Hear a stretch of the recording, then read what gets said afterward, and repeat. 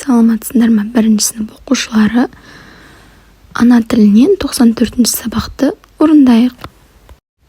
94-ші сабақ заттың санын білдіретін сөздер. Бірінші жаттығу мәтінді түсініп оқы. Жақсылық Үшкемпіров, Дәулет Тұрлыханов, Ақжүрек Таңатаров, атақты палуандар. Күрес қазақ халқының ұлттық спорт ойындарының бірі. Күрес адамның денесін шыңдайды, күшін арттырып, өсіп жетілуіне мүмкіндік жасайды. Сонымен қоса, оларды батыл, ержүрек, табанды болуға дағдыландырады. Мәтін бөліктерін орнына қой. Ең алдымен балалар, күрес қазақ халқының ұлттық спорт ойындарының бірі. Содан соң Жақсылық Үшкемпіров, Дәулет Тұрлыханов, Ақжүрек Таңатаров, атақты палуандар. Күрес адамның денесін шыңдайды, күшін арттырып, өсіп жетілуіне мүмкіндік жасайды. Сонымен қоса, оларды батыл, ержүрек, табанды болуға дағдыландырады. Мәтінге ат қояйық енді балалар. Қалай атасақ болады? Күрес қазақтың ұлттық ойыны десек болады, жарайсыңдар. Балалар, сендерге күрес ұнай ма? Өз ойларыңды айтыңдар, жақсы ма?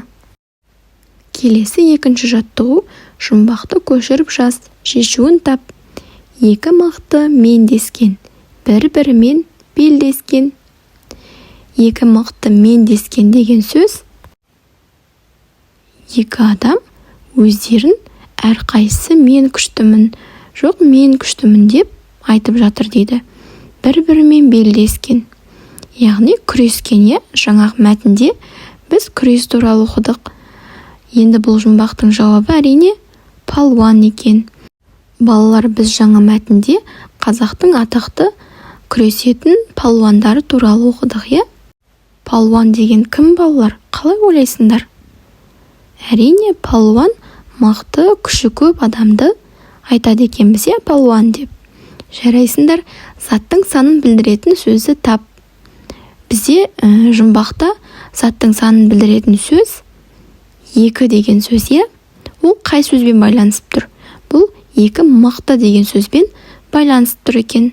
Жарайсыңдар, келесі үшінші жаттығу, суретке қара, қандай сандарды көріп тұрғаныңды айт.